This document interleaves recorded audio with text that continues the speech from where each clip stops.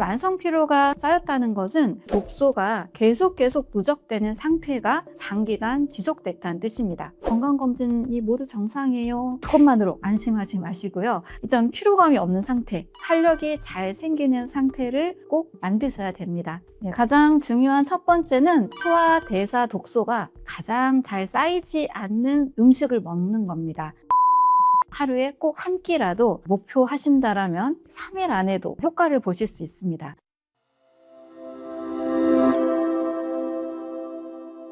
안녕하세요. 저는 건강한 식사법과 생활습관을 안내하는 완전해독 연구소의 류은경입니다. 반갑습니다.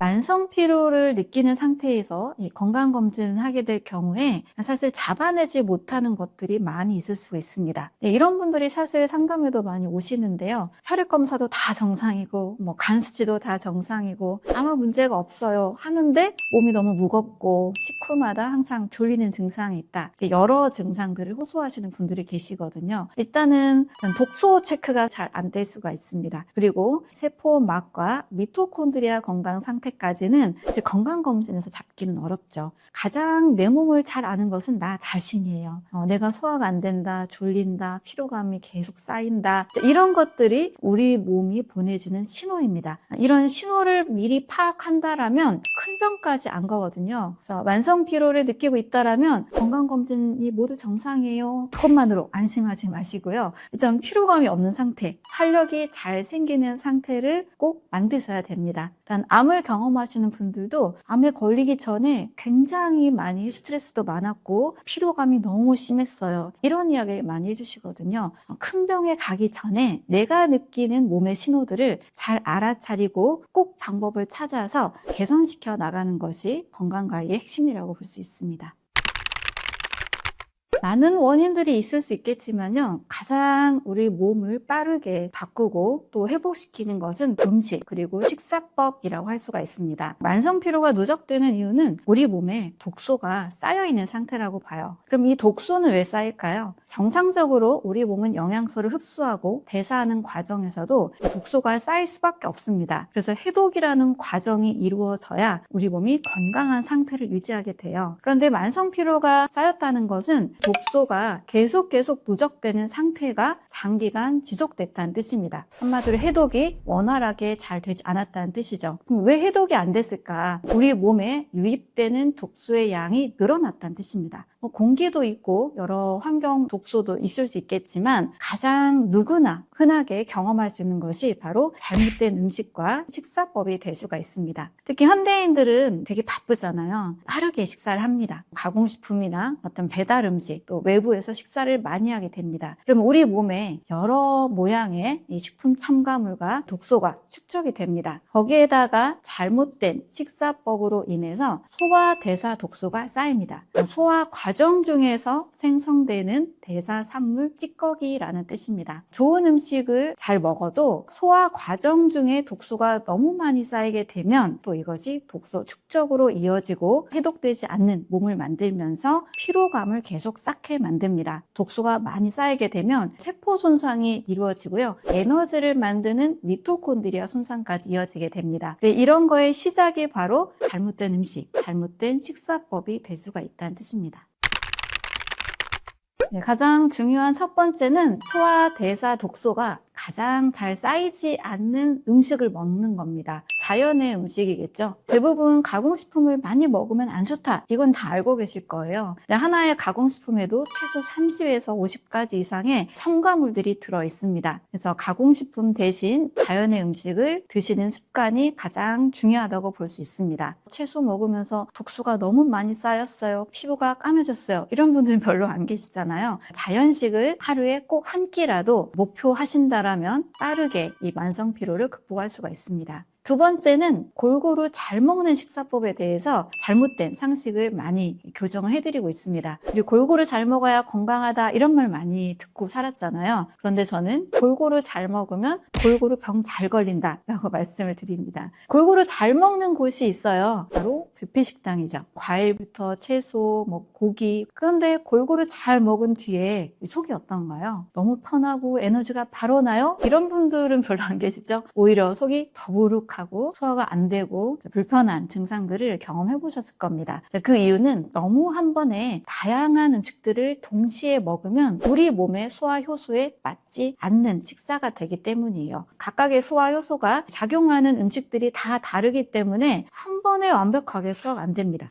탄수화물은 아밀로아제만, 단백질은 프로테아제만, 지방은 리파아제만 소화시킬 수 있습니다. 그래서 자연의 음식을 먹는 것 다음으로 중요한 것은 단순한 식사입니다. 탄단지는 너무 소식을 하지 않는 이상 같이 드시면 소화가 안 됩니다. 그래서 우리는 단순한 식사를 지향할 때 완전히 소화가 되고 또 완전히 연소가 돼서 에너지로 다 사용이 됩니다. 그리고 독소는 조금만 남게 돼요. 그래서 자연의 음식으로 드시거나 단순한 식사 구성, 이것을 목표로 하신다면 만성피로는 훨씬 줄어들 수가 있습니다.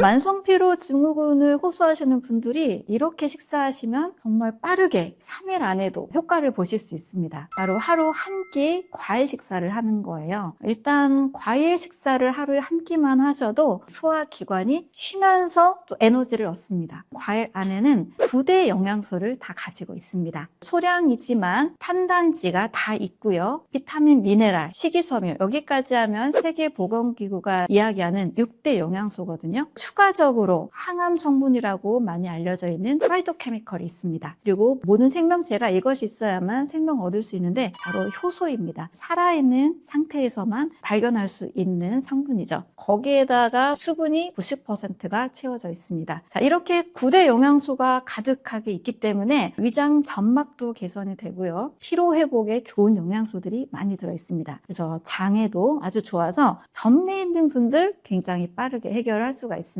그리고 만성피로에서는 제가 간을 굉장히 강조를 해요. 왜냐하면 간은 우리 몸의 해독을 무려 70% 이상 담당하고 있기 때문인데요. 외부에서 들어온 이 많은 독소들을 바로 간이 해결합니다. 과일 식사를 하시게 되면 간의 해독 효소를 돕는 이 성분을 꾸준하게 섭취할 수가 있습니다. 아침 과일 습관이라는 책을 통해서도 많이 이제 말씀을 드렸지만 아침 식사로 하시면 너무 좋은 습관이 되고요. 점심이든 저녁이든 하루 한 끼 정도는 과일을 충분히 배부르게 500g 정도 드신다면 만성피로가 일주일 안에도 몸이 달라지는 것을 느낄 수가 있습니다.